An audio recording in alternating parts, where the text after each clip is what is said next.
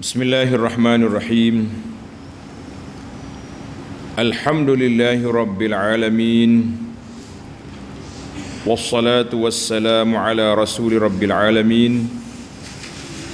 Nabiyyina wa habibina wa qudwatina Muhammad ibn Abdullah wa ala alihi wa sahbihi wa man sar ala nahjihi wahtada bihadihi wastanna bisunnatihi ila yaumiddin, amma ba'du. Muslimin dan muslimat, para jemaah, para penuntut ilmu, para pencinta Al-Quran dan Sunnah, Assalamualaikum warahmatullahi wabarakatuh. Alhamdulillah, syukur kita pada Allah Azza wa Jalla pada pagi Jumaat yang ceria ini, 1 Disember 23, bersamaan dengan 17 Jumadil Ula 45, kita teruskan bacaan kita dalam kitab Islam adalah Cara Hidup. Islam Cara Hidup, kita nyatakan bahawa agama Islam ni agama yang datang dari Allah Azza wa Jalla, agama yang penuh dengan rahmat, kasih sayang dan kasihan belas, agama yang dibina di atas at-taysir wa adamil haraj, senang tidak susah, untuk menyatakan kepatuhan kita kepada Allah Azza wa Jalla. Maka kita beramal dengan apa yang telah diarahkan oleh Allah Azza wa Jalla. Sambungan kita dalam siri yang ke-10 ini, tajuk dia muka surat 65. Jemaah pelajar yang ada kitab, buka muka surat 65 di bawah tajuk Ar-Rukhsah, kelonggaran. Kita dah bagi tahu dah, longgar kita ni longgar yang ada skru, ada dawabit, ada peraturan, ada SOP. Bukan kata longgar pakai cabut pelunggu, cabut skru, la. Itu bukan longgar lah panggil.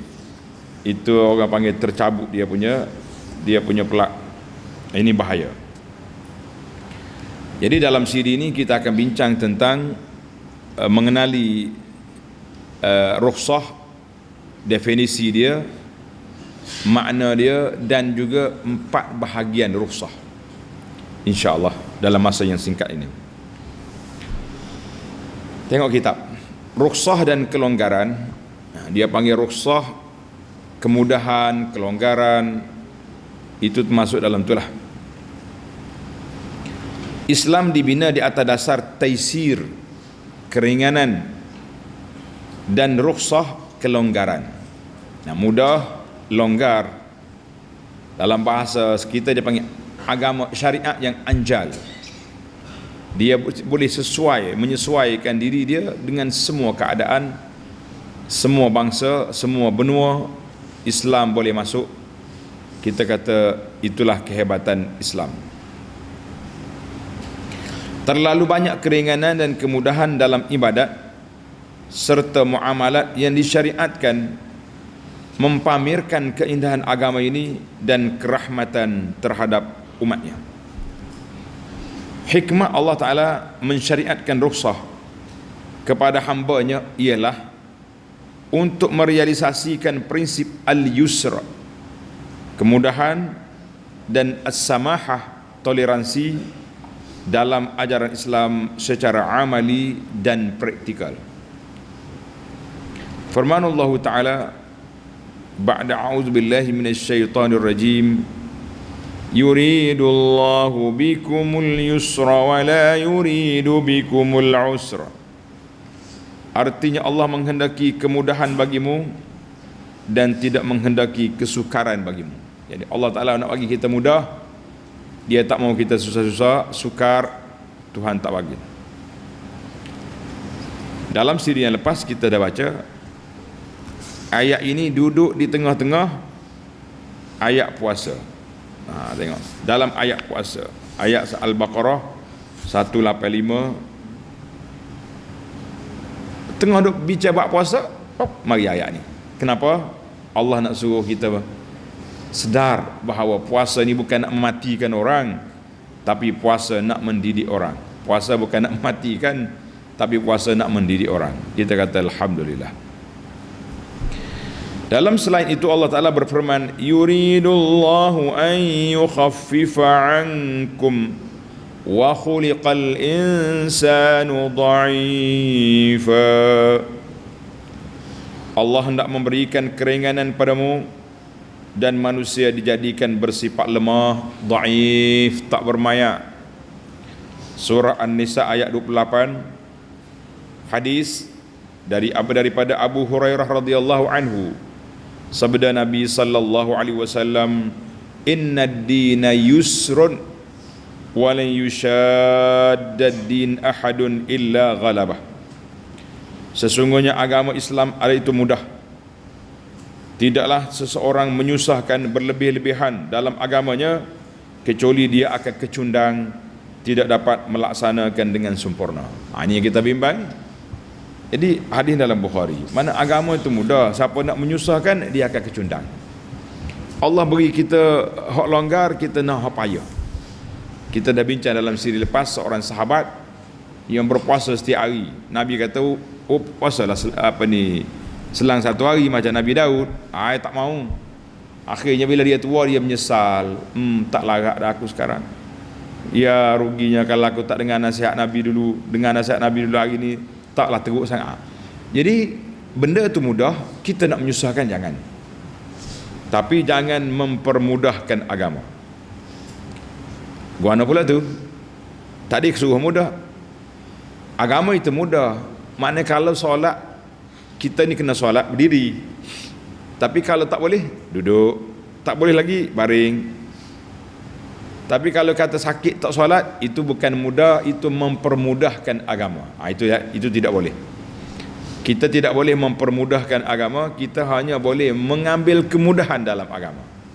Beza ya? Nampak perbezaan tu para pelajar? Yang bermudah tak boleh, ada mengambil kemudahan boleh. Sebab kemudahan itu telah disusun oleh syarak, dibenarkan. Tapi kalau awak sendiri buat syarak, saya sakit tak payah salat. Lah, mana ada undang-undang macam tu. Sekali kata saya sakit tak boleh pergi masjid. Itu lain. Itu kemudahan yang telah disediakan oleh agama. Kita tak boleh reka. Kita hanya boleh ikut, boleh mengambil apa yang sudah ada. Tengok muka surat 66. Antara matlamat atau matlamat atau maqasidur rukhsah ialah raf'ul haraji. Tulis ikut arah anak. Raf'ul haraji, iaitu menolak kepayahan dan kesusahan. Menolak kepayahan dan kesusahan. Tak ada susah, tak ada payah. Kalau ada payah pelik-pelik, kita dah bincang dalam siri-siri yang lepas berapa jenis masyaqqah. Masyaqqah yang biasa kena sabar. Masyaqqah luar biasa ataupun dia panggil mazinnatul masyaqqah, menjadi punca kepada kesusahan, maka itu diringankan. Maka ia disyariatkan kerana setiap mukallaf itu akan menghadapi kepayahan dan halangan yang akan menyebabkan dia tidak dapat melakukan hukum hakam asal dengan mudah dan senang kecuali dengan adanya rukhsah. Jadi Allah Ta'ala beri rukhsah kepada kita. Nak solat musafir boleh jamak. Banyak rukhsah jamak ni, banyak. Qasar lagi, tambah lagi ekstra. Kemudahan dalam Islam, walaupun ia sesuatu yang syumul dalam semua sudut hukum hakam dan aspeknya, tetapi ia bukanlah matlamat yang sebenar. Matlamat sebenar ikut, taat, akur. Kemudahan ini satu kelonggaran. Bahkan ianya hanyalah satu wasilah, alat, metod untuk tunduk dan patuh bagi semua hambanya, iaitu untuk merealisasikan matlamat kejadian manusia dan jin, sebagaimana firman Allah Ta'ala, wa ma khalaqtul jinna wal insa illa liya'budun, dan aku tidak menjadikan jin dan manusia kecuali untuk beribadat kepadaku. Surah Az-Zariyat ayat 56. Golongan yang sengaja mencari-cari kemudahan dan mengintai-ngintai rukhsah ialah mereka yang tersasar jauh daripada matlamat asalnya. Nanti siri depan nanti kita akan jumpa dengan tajuk tatabbu' ar-rukhas, mencari-cari yang longgar, yang mudah, maka itu tak boleh. Itu bahaya, bukan cakap tak boleh, bahaya. Contohlah kita kata dia panggil tatabbu' ar-rukhas, mengumpul yang mudah-mudah saja dari semua mazhab. Orang ni nak kahwin, wali dia buat payah, dia ikut mazhab Hanafi, ringan sikit contohnya. Tak ada saksi, ikut mazhab Maliki, tak ada belanja, tak ada mahar, boleh je berhutang, ikut mazhab Syafi'i. Jadi semua mazhab ni kalau kumpul tak iktiraf satu sama lain, dia pergi kumpul satu tempat. Maka itu dia kata siapa man tatabba'ar ruhasa tazandaqa. Siapa dia duk kumpul hak mudah saja, orang ni boleh jadi zindik, boleh jadi tidak beragama, sebab semua mazhab tak iktiraf apa yang dia kumpul tadi. Ini bahaya. Jadi kita kena ikut rukhsah boleh, tatabbu' ar-rukhas, mencari-cari, mengumpul yang mudah satu tempat, la. Itu insya-Allah ada depan nanti. Jadi mereka ini matlamatnya hanyalah untuk mengambil kemudahan daripada semua aspek yang boleh membawa kepada terlepas, daripada hukum Islam yang sebenar dan jauh daripada matlamat syarak. Mereka akan bermudah-mudah dalam perkara yang halal dan haram, sama dari segi makanan. Kita ni ada satu istilah kita ni, tak wajib usul. Tak pernah dengar? Halal ke haram makan ni? Tak wajib usul. Habis bismillah makan. Mana boleh? Kena tengok juga dia buat daripada apa ni. Tengok pok, ada pok. Kenapa pok? Pok ni bab satu dia panggil. Tahu bab satu?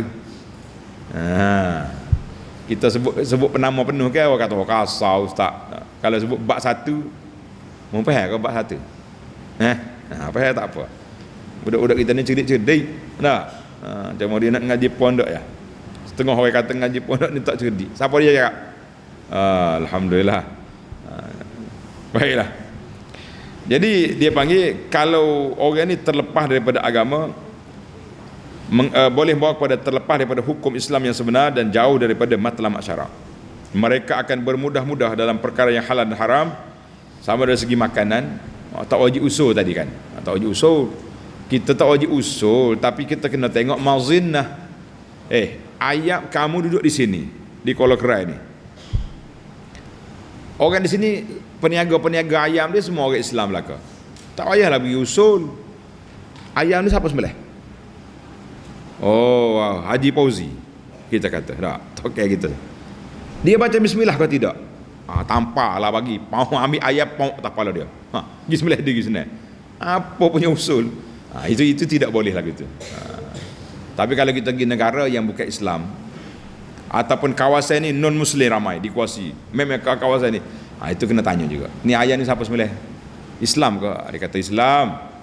Dia punya nama tu sembelih dia Mamat, dikenali orang. Jadi boleh. Jadi kita kena tak wajib usul, tapi kena tengok tempat. Makanan, minuman, pakaian, muamalat dan lain-lain dengan dakwaan agama itu mudah, tidak ada kepayahan dalam agama. Sekarang ni kesedaran masyarakat dalam bab muamalat, dalam bab insurans konvensional dengan tak konvensional, insurans konvensional dengan takaful, tak tahu nak beza lagi. Akaun bank yang ada tanda air depan tu Islamik dengan hak tak ada Islamik, dia kata serupa, pintu sama, tempat sama, pegawai sama. Sedap juga ayat dia tu. Macam kita pergi supermarket, yang ni ayam sebelah, yang ni bak satu, sama je kedai. Serupa ke tidak barang itu? Produk sama? Tak sama. Ini ayam sebelah, yang ni jadi sama juga dengan bank pun. Jadi kita jangan guna akal semata-mata, kerana terlalu terpengaruh dengan teori konspirasi, akhirnya punah kita. Hati-hati pelajar. Golongan yang berpahaman sedemikian telah tersalah jalan, terseleweng serta menyimpang dan terkeluar daripada landasan yang sebenar, iaitu menyempurnakan al-ubudiyatu lillah, perhambaan kepada Allah Azza wa Jalla, dan benar-benar khudu', tulis dengan dad, kha da waw ain, khudu'. Hanya untuk pelajar kita ni, kita belajar Arab, belajar imla, tulis balik perkataan Arab tu. Nanti kamu balik nak bagi kuliah di kampung, di rumah, kita sedap bunyi. Ni apa ni, kuduk-kuduk ni. Nah. Orang tak ngaji Arab je kuduk. Oh, tawaduk. Apa tawaduk? Tawaduk, khudu', dia bunyi kat Arab tu. Ni ada seorang ustazah ni, kalau dia ngajar hid. Sekarang kita akan bincang hukum hid. Orang dengan apa hid ni, macam nak bagi kereta overhead. Haid. Lafaz syar'i sebut dengan bahasa Arab. Haid. Oh, perempuan tahu lalu kerja dia. Haid. Baik, kita pergi kepada makna rukhsah, definisi ataupun erti rukhsah tu apa. Oi, banyak hari duk main rukhsah baru mari definisi. Macam-macam lah susunan. Rukhsah menurut bahasa bererti mudah dan senang. Mudah dengan senang makna tak payah.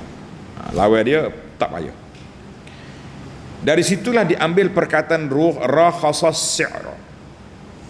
Rakhasas si'ra maknanya mudah, bererti murah dan ringan harganya, dan juga rukhsah dalam pekerjaan ia berlawanan dengan keras atau payah.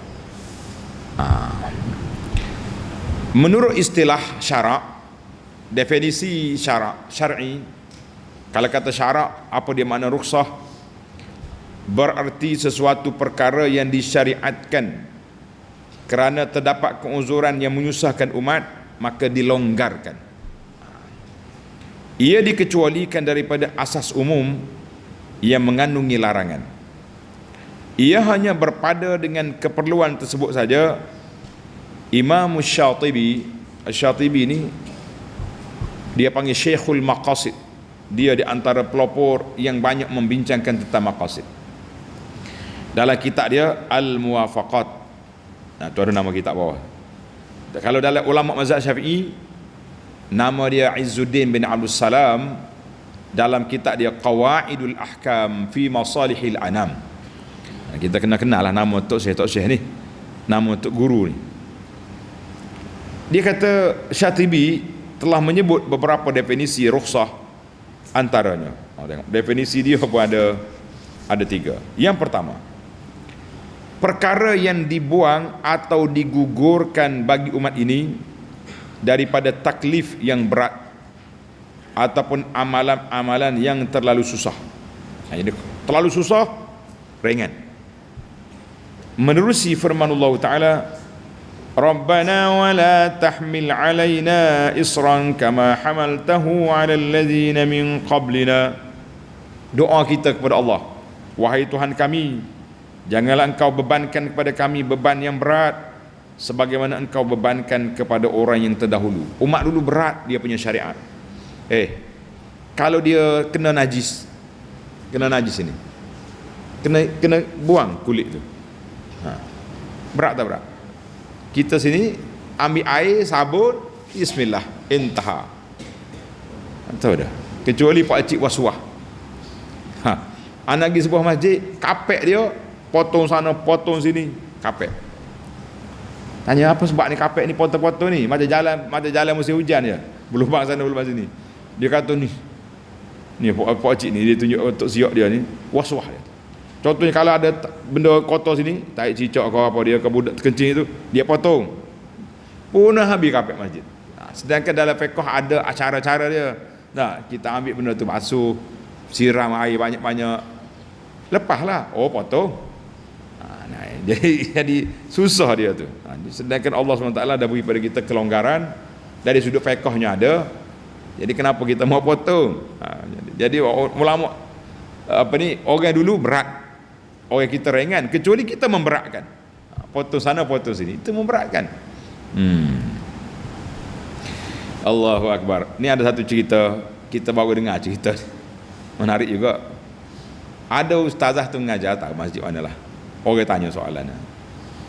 Dia kata kalau kita pergi masjid bawa sejadah kecil, sejadah ada kita mesti sesemua mesti Covid apa ni, kita bawa lah sejadah kecil untuk lapik muka ya. Jadi sah tu rapat. Dia kata tak boleh pakai sejadah kecil. Sebab kita muka je kita lapik, lutut tak lapik, apa kaki tak lapik, tangan, akhir sekali semua ni akan mendakwa kita sebab kita tak lapik dia. Kita kata subhanallah, mari mana pula dia punya kaedah macam ni. Kita suka orang bawa sejadah kecil sebab rapat sah. Kalau sejadah besar gini, sejadah pula baru mari Mekah. Nak orang pijak sejadah dia gini jeling makcik. Beli Mekah tu. Jadi beli Mekah tu dia kata. Orang lain pun lari sebelah. Akhir kali sah jadi macam zaman Covid pula. Dia kata apa? Fatwa pelik-pelik. Jadi orang masya-Allah tabarakallah. Kita kata tak sedut nyusah-nyusah. Banyak contoh susah ni. Baiklah. Itu ayat Al-Baqarah 286, dan selain itu firman Allah Taala, wa yada'u anhum israhum wal aghlal allati kanat alaihim. Allah Taala membuang mereka beban-beban yang berat dan belenggu-belenggu yang ada pada mereka. Maknanya syariat dulu berat, Allah Taala ringankan. Surah Al-A'raf ayat 157. Yang kedua, makna yang kedua, rukhsah dengan makna perkara yang dikecualikan daripada asas umum yang mengandungi larangan tanpa mengambil kira sama ada ia keuzuran yang terlalu berat ataupun tidak. Nah, dia panggil perkara dikecualikan asas umum yang mengandungi larangan tanpa mengambil kira uzur tak uzur. Asalkan benda tu asalnya Allah Ta'ala larang, tapi kerana ada keuzuran maka dilepaskan. Apa ni? Yang ketiga, keringanan yang diambil daripada syariat perundangan Islam semata-mata untuk memberi keluasan kepada hamba-hamba Allah untuk menyelesaikan keinginan dan kehendak mereka serta dapat memenuhi masa dengan beribadat kepada Allah Azza wa Jalla. Yang ni senang. Tulis contoh dia, dua perkara mazinnatul masyaqqah, sumber kesusahan bagi umat ini dua perkara. Yang pertama sakit, yang kedua safar, musafir. Maka Allah tetapkan, faman kana minkum maridan aw ala safarin. Siapa dia sakit atau musafir, boleh buka puasa, ganti hari lain. Sama juga dengan orang yang musafir. As-safaru mazinnatul masyaqqah.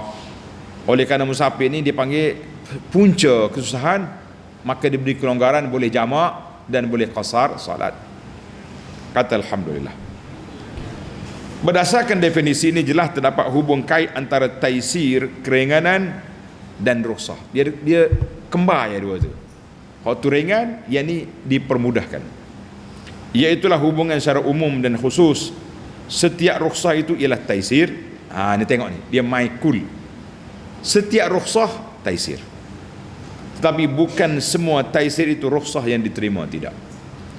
Maknanya semua hak Allah Ta'ala benarkan kita ambil kemudahan itu, ambil keringanan itu, maka itu kemudahan. Tapi bukan semua mudah itu rukhsah, tak juga. Ini dia kena apa ni, kena main falsafah sikit. Maka ilmu maqasid. Bukan semua mudah itu senang, bukan semua senang itu mudah. Macam mana? Allahu akbar. Baik, sekarang ni kita masuk pada pembahagian rukhsah. Pembahagian rukhsah, berapa bagi rukhsah? Rukhsah kita bagi pada dua bahagian. Yang pertama rukhsah syar'iyah. Rukhsah syar'iyah iaitulah kelonggaran yang telah ditetapkan oleh syarak. Asal lagi Tuhan bagi safar, sakit, mazinnah, al-masyaqqah, as-safar. Boleh? Seorang syekh tulis cerita ni, tak ada lagi kitab. Nama dia Imam Al-Haramain. Masyhur lah dalam fiqh mazhab Syafi'i ni. Imam Haramain, orang tanya dia, syekh, zaman dia tu, sekarang ni jalan-jalan dah mudah, maknanya zaman pemerintahan apa dia ni, Pembuat Abbasiyah ni, banyak dah kemudahan yang dibuat, projek-projek jalan lebuh raya masa tu. Kita nak ambil lagi ke tidak rukhsah kelonggaran ketika musafir? Syekh kata Allah bagi musafir itu mazinnatul masyaqqah. Tiba-tiba kau nak main falsafah sini apa? Cukuplah bagi orang musafir itu berpisah dengan keluarga dia, tinggal rumah dia, berjalan. Kita kata betul lah, sungguh sengoti Tuan Syekh. Kita keluar rumah bukannya tinggal anak. Waktu kita nak turun tadi mak sedang sakit. Allah, jadi macam-macam perasaan kita. Isteri tengah sakit kau, ya Allah, aku tiket dah beli, mesyuarat dah tetap tarikh, macam mana tak pergi? Ini kita mazinatul masyaqqah. Berpisah tu dengan keluarga itu masyaqqah dah tu. Jadi jawapan Syekh itu tuntas, dia panggil kemas. Ana insya-Allah, kalau ada ulama-ulama dalam fiqh mazhab Syafi'i yang sebut, kita utamakan yang tu dulu. Sebab kita suruh nak jinakkan masyarakat kita Malaysia ni, orang fiqh mazhab Syafi'i, dengan apa? Dengan ulama-ulama yang dekat dengan dia. Kita kata itu hikmah yang kita bawa. Dan satu lagi, kita suka bawa pendekatan muqaranah, pandangan mazhab ni termasuk juga dalam isu-isu akidah. Bila kita kemukakan orang Malaysia ni belajar sifat 20, kita kata itu cara Asy'ariyah. Satu lagi dia panggil mazhab salaf. Jadi mazhab salaf, mazhab yang awal, ramai juga para ulama berpegang dengan dia. Jadi kita tunjuk dua-dua. Kenapa pula mau tuduh kata sini tidak ada lagi? Lah, tuan-tuan kena ingat, ilmu ni luas. Jangan mempersempitkan perkara yang Allah Ta'ala luaskan. Yang duduk kacau, duduk buat tulis macam-macam ni, nak mempersempitkan yang Allah Ta'ala perluaskan. Yuridullahu bikumul yusra, kita pula pergi tukar kepada Allah Ta'ala beri pada kemudahan, kita nak cari yang susah. Kenapa? Jadi itu pendekatan yang saya bawa. Kita rasa selesa dengan cara ini, insya-Allah. Mudah-mudahan bermanfaat kepada umat. Tuan-tuan jangan takutlah. Itu ilmu itu luas. Yang kedua, rukhsah mazhab ijtihadiyah. Rukhsah berdasarkan ijtihad ulama fiqh menurut setiap mazhab. Ini rukhsah ni menurut ulama fiqh setiap mazhab mungkin ada perbezaan. Orang ni letak sini, orang ni letak ni. Orang ni kata boleh, dia ni kata tak boleh. Jadi ikut metodologi, cara istinbat. Setiap mazhab tu dia ada cara istinbat. Semuanya ambil daripada Quran, ambil daripada hadis, tapi cara nak proses mengeluarkan hukum, itu dia panggil ijtihadi. Mana cara proses nak keluarkan hukum berbeza. Jadi kita rasa pendekatan yang kita bawa, tunjuk mazhab, pandangan itu lebih luas. Lebih-lebih lagi tuan-tuan duduk di alam maya sekarang. Zaman kita ni zaman alam maya, orang boleh akses maklumat daripada sana dari sini. Jadi kalau dia jumpa, oh aku tahu dah ini pandangan mazhab ni, sesat masalah. Ini yang tak tahannya, bila kita berbeza pandangan mazhab, tuduh lalu. Logo yang paling laris sekarang ni logo kita sebut NWK, orang marah pula tak. Jadi dia panggil itu di antara logo yang laris. Orang-orang bodoh mudah menerima di ayah yang disebarkan itu, mudah menerima. Jadi kita kata jangan. Tengok, benda ijtihadi, benda luas, masing-masing ada pandangan sendiri. Perbincangan kali ini kita akan fokuskan kepada rukhsah bahagian yang pertama dulu. Hak-hak ijtihad nanti. Lepas pada ni, yang ni kita ambil yang ori, yang asli dulu. Iaitu hukum hakam Islam yang disyariatkan atas dasar rukhsah, kelonggaran dan keringanan yang sabit disebut dalam Al-Quran dan hadis Nabi sallallahu alaihi wasallam. Pagi ni pagi Jumaat tu sebut je nama Nabi, selawat, jangan tak selawat. Siapa kata? Dia kata orang ni tak suka dengan Nabi dah. Tak. Kita kempen setiap minggu selawat. Setiap kali sebut nama Nabi suruh selawat. Tak sayang ke Nabi lagi? Sayang dengan apa yang tanda sayang ke Nabi? Bawa spanduk pergi belagak. Cinta Nabi. Orang azan Zuhur tak pergi. Tanda cinta Nabi. Panjang pula sini. Baik, kita pergi kepada tajuk kita, jangan lari. Sabda Nabi sallallahu alaihi wasallam, "Inna Allah yuhibbu an tu'ta rukhasuhu kama yakrahu an tu'ta ma'siyatuh." Sesungguhnya Allah Ta'ala suka jika kamu mengambil beramal dengan rukhsah yang diberikan, sebagaimana Allah tidak suka kamu melakukan maksiat terhadapnya. Tuhan bagi rukhsah, solat boleh jamak, kita tak nak ambil, habis akhir kali tak solat, elok tu? Tak elok. Salat, saya nak buat pembedahan pukul 3 tengah hari, doktor kata jangkaan mungkin 4 jam, maghrib baru siap, ataupun kalau siap pukul 6 pun lembek, tak tahu apa. Kenapa kita tak ambil rukhsah jamak takdim zuhur dengan asar, jamak takdim tanpa qasar?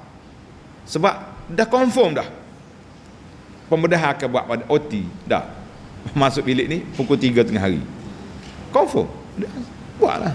Saya tak mau, mana boleh kita tidak musafir, akhir kali awak tak salat asar jawab dia. Maka Allah Ta'ala suka kita mengambil rukhsah, Tuhan tak suka kita buat maksiat. Itu jelas kepada kita para jemaah sekalian. Ini ilmu sangat luas, ilmu ini indah. Hadis ni riwayat Ahmad dengan sanad yang sahih. Contohnya dalam bab akidah, bab yang paling penting sekali dalam bab akidah. Rukhsah adalah satu pengecualian untuk melakukan suatu perkara yang bercanggah dengan asas akidah, seperti melafazkan kalimah kufur ketika terpaksa. Orang kafir mari, dia tunjuk pistol tangan dia, ada pistol, pride, dia peluru dia masuk depan kita, tep. Kalau tidak pistol air, ada juga orang bawa pistol air dah. Awak tak cakap aku tembaklah dengan air buat apa? Ini crack, peluru ada. Mu tak kata Tuhan ada dua, Tuhan ada anak, aku tembak. Katalah. Mu tanya dia pula, engkau nak Tuhan ada berapa anak? Dia suruh kita kata dua, engkau nak berapa? 10 lah ambil. Sebab pistol di kepala. Mana dalil? Tengok ayat Quran. Man kafara billahi min ba'di imanihi illa man ukriha wa qalbuhu mutmainnun bil iman walakin man syaraha bil kufri sadran fa'alaihim ghadabun min Allah wa lahum 'adzabun 'azim.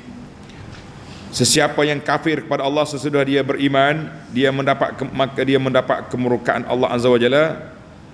Mana orang ini beriman tapi keluar kalimah kufur, kecuali orang yang dipaksa oleh kafir padahal hatinya tetap tenang dalam beriman, maka dia tidak berdosa. Akan tetapi orang yang melapangkan dadanya untuk kekafiran, dia memang nak jadi kafir, setuju, maka kemurkaan Allah menimpanya dan baginya azab yang besar. Suratul Nahli ayat 106. Allah Subhanahu Wa Taala memberi kelonggaran dalam ayat ini kepada orang yang terpaksa menzahirkan kekufuran, sama ada dengan perkataan atau perbuatan, apabila takut akan ditimpa bahaya ke atas nyawa atau tubuh badannya. Kelonggaran ini menunjukkan betapa besarnya rahmat Allah terhadap hamba dia. Rahmat Allah Ta'ala besar, sebab Tuhan bagi kelonggaran. Kenapa kita tak mau ambil? Apa kisah? Tengok kisah. Sebagaimana kisah Ammar bin Yasir radhiyallahu anhu yang disebut dalam sebuah hadis yang telah tercatat dalam tafsir Ibnu Katsir, iaitulah beliau menceritakan kepada Rasulullah sallallahu alaihi wasallam setelah diseksa dengan seksaan yang begitu dahsyat, dipukul, macam-macam pukulan. Ammar tak tahan dengan seksaan,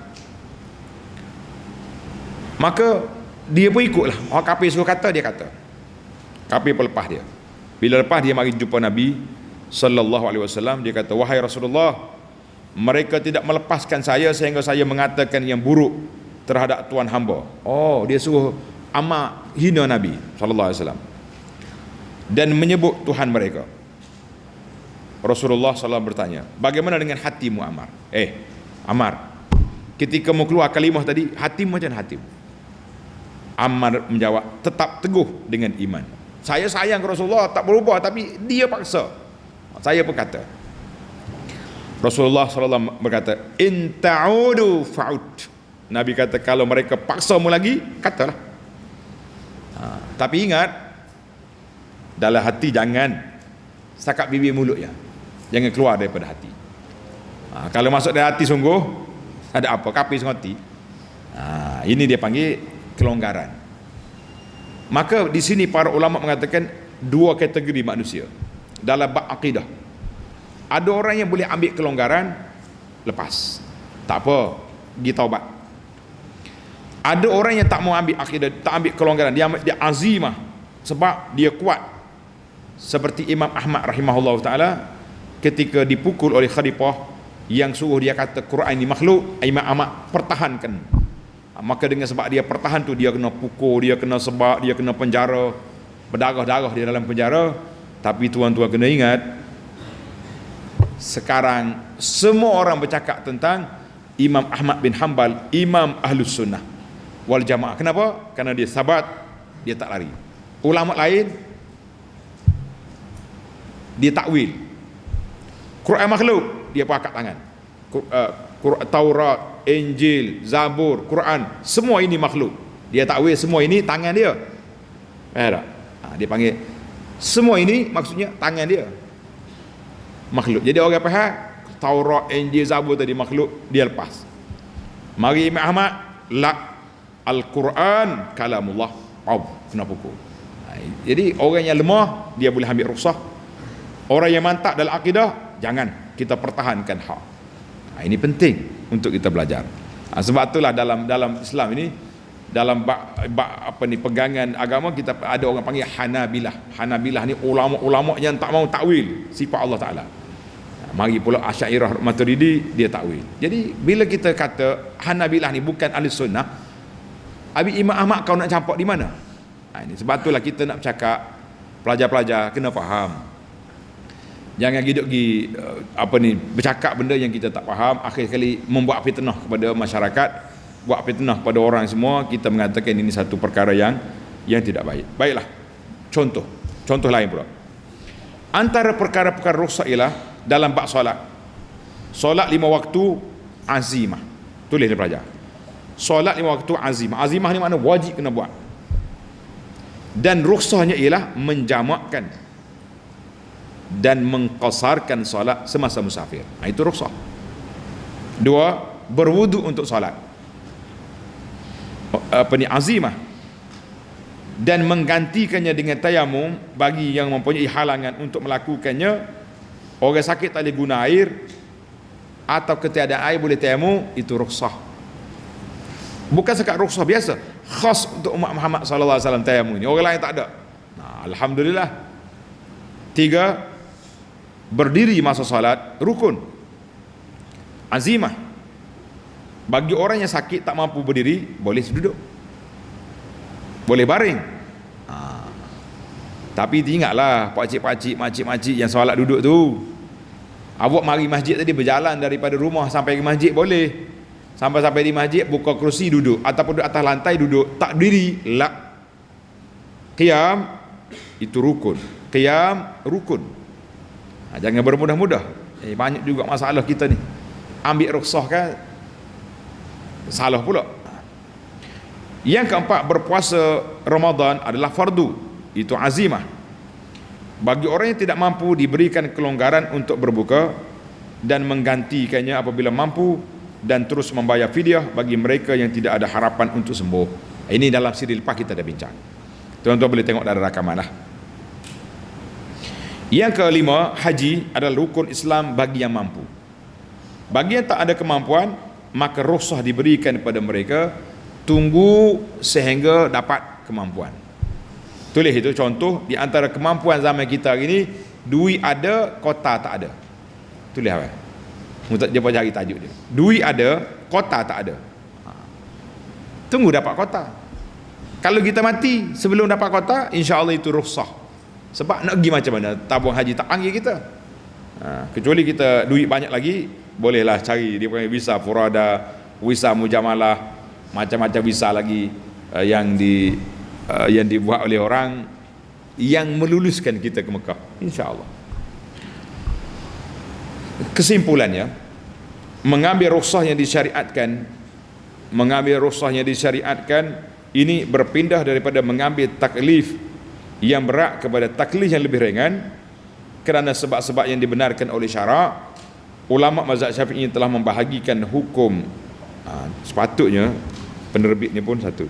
Ulama Syafi'i itu patut dia letak di bawah perenggan baru, baru kita tak ni tulis letak bintang situ. Ini perenggan baru.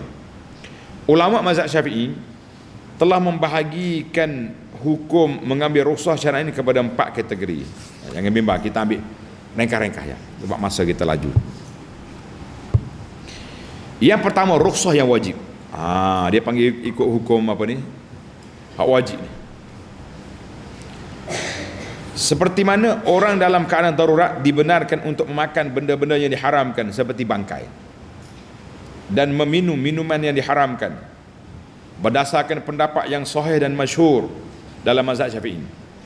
Ada juga pendapat yang mengatakan ia hanya harus dan bukan wajib. Awak nak ambil, tak nak ambil mati pun tak apa. La. Hal ini ditafsirkan demikian kerana jika wajib maka dia bercanggah dengan konsep rukhsah. Kalau kata wajib, tak ambil rukhsah dosa. Jadi pilihan. Sebahagian ulama usul al-fiqh pula membahaskan masalah ini dari sudut yang lain. Adakah hukum haram sudah terangkat dalam keadaan tersebut, maka harus orang yang terdesak itu memakannya, makan bangkai tadi, atau hukum haramnya masih kekal, cuma diangkat dosanya saja? Ini persoalan. Jawapan, jumhur, yakni majoriti ulama Hanafi mengatakan sudah terangkat keharamannya, dan sebahagian mereka iaitulah Imam Abu Yusuf, tulis apa? Abu Yusuf ni anak murid rapat Abu Hanifah, mana mazhab Hanafi juga, tapi dia beza dengan guru dia. Tengok, ini keluasan fiqh. Ini dak bila kita beza dengan guru kita, orang aku ketuk guru dah. Sabar dulu, tengok Imam Abu Hanifah dengan Imam Abu Yusuf. Dan Abu Yusuf mengatakan tidak halal tetapi dibenarkan dan tidak berdosa kerana menjaga nyawa orang tersebut. Berdasarkan dua khilaf ini lahirlah dua faedah. Tengok khilaf antara guru dengan murid. Sebab itulah kita kata kalau kita belajar fiqh luas, kita tak jadi macam ni, tak jadi sempit lagu ni. Yang pertama, jika seorang itu bersabar dan tidak makan sesuatu yang haram sehinggalah dia mati, tidak menjadi kesalahan dan dosa bagi pendapat yang mengatakan harus, tetapi adalah satu dosa bagi pendapat yang mengatakan wajib. Abu Hanifah kata harus, ayah ni kata harus, ni kata wajib contohnya. Jadi hak wajib dosa, hak tak wajib harus tak dosa. Jika seorang itu telah bersumpah untuk tidak makan benda yang haram selama-lamanya, jika dalam keadaan darurat dia memakannya, makan juga, maka menjadi satu kesalahan dan dosa bagi pendapat yang mengatakan harus, tetapi tidak menjadi kesalahan bagi pendapat yang mengatakan wajib. Kalau ada 1 jam lagi masa aku hurai tajuk ni baru sedap. Lah ni ambil contoh lah dulu, kita masa terhad, nanti kita ngaji usul fiqh baru boleh. Kata ni kata harus, ni kata wajib. Mana kalau kata harus kita tak ambil, tak apa. Yang kata wajib, rukhsah ni kalau tak ambil dosa. Itu perbezaan. Macam orang kita tengah masuk kedai, kita makan sini, sebelah kita orang bukan Islam duk minum arak. Alah. Tiba-tiba kita tersekat. Sudah lekat makanan sini. Kalau tak minum air tolak cepat boleh jadi mati. Kita pun kap ambil gelas arak kawai itu minum. Itu rukhsah, dibenarkan. Tapi dua beza ni. Hak kata wajib dia tak berdosa, yang kata harus dosa. Kenapa bagi ambil araknya, air ada depan tu. Faham tu? Itu dia punya bahasa. Baiklah, kita berpindah kepada rukhsah yang sunat pula. Tadi rukhsah yang wajib, rukhsah yang sunat. Rukhsah yang dikatakan sunat, yang sunat adalah seperti mengqasarkan solat bagi orang musafir yang bermusafir dalam perjalanan yang jauh. Jadi musafir berjalan jauh, boleh kita ambil rukhsah, boleh kita tak ambil. Berbuka puasa bagi musafir yang mengalami kepayahan perjalanan, melewatkan solat zuhur. Berbuka puasa bagi musafir yang mengalami kepayahan perjalanan, mana elok kita buka.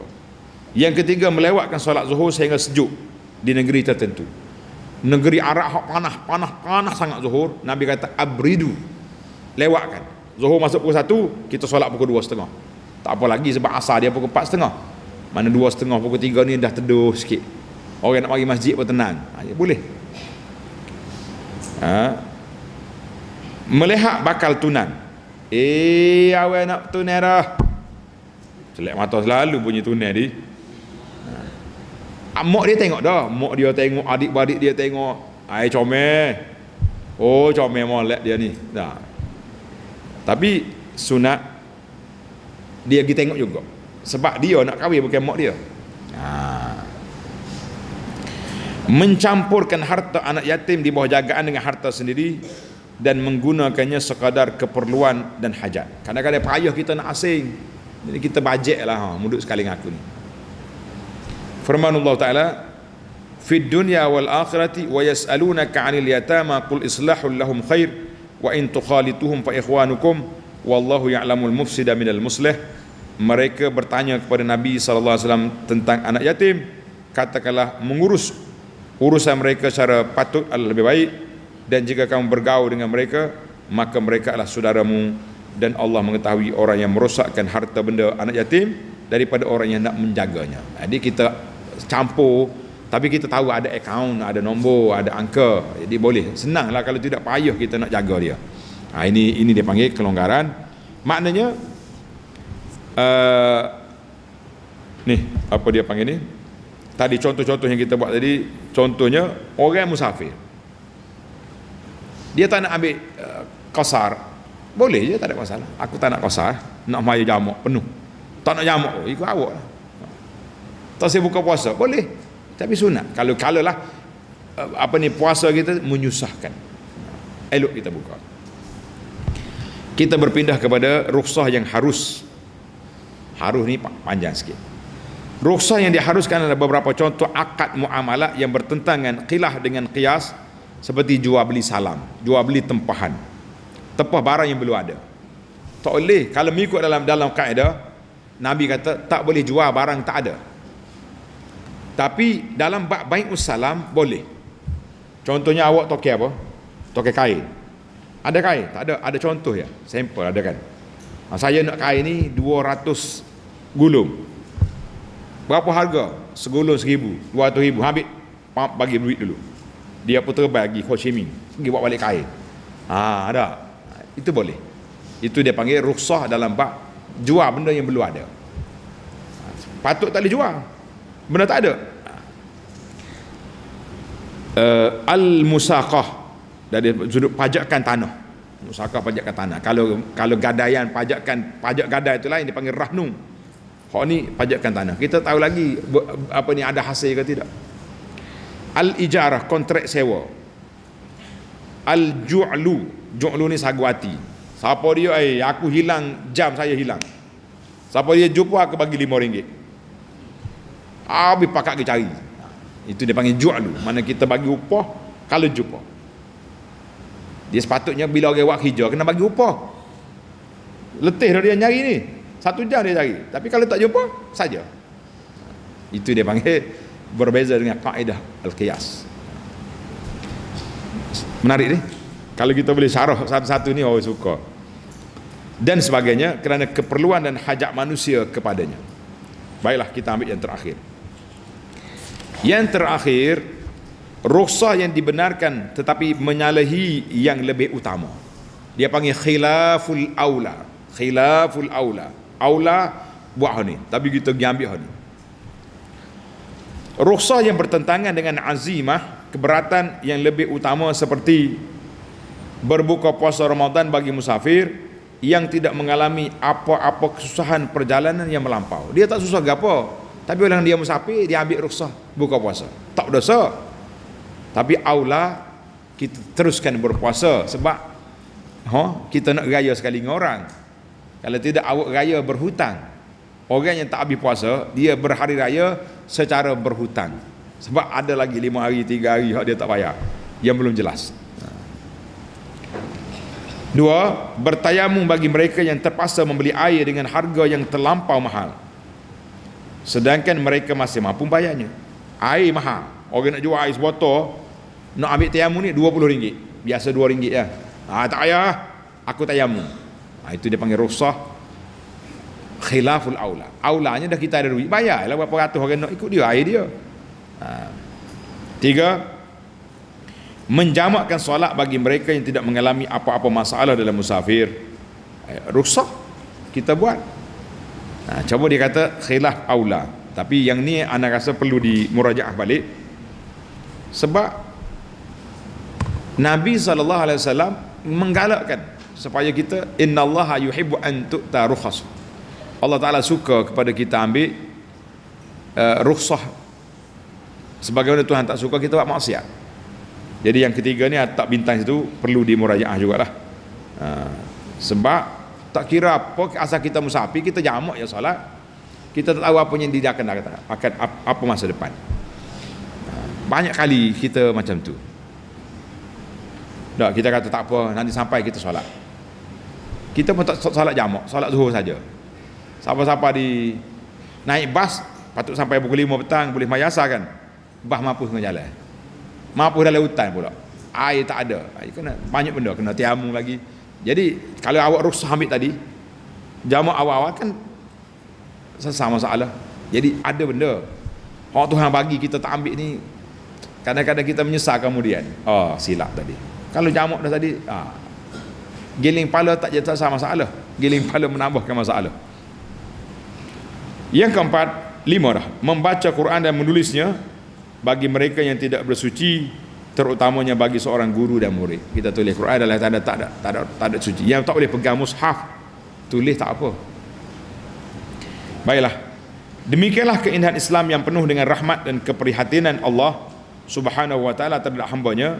Setiap amalan taklif akan disusuli dengan pengecualian ataupun rukhsah mengikut keadaan dan kemampuan setiap hambanya, tanpa memberatkan atau menyusahkan mereka sehingga terpaksa meninggalkannya terus.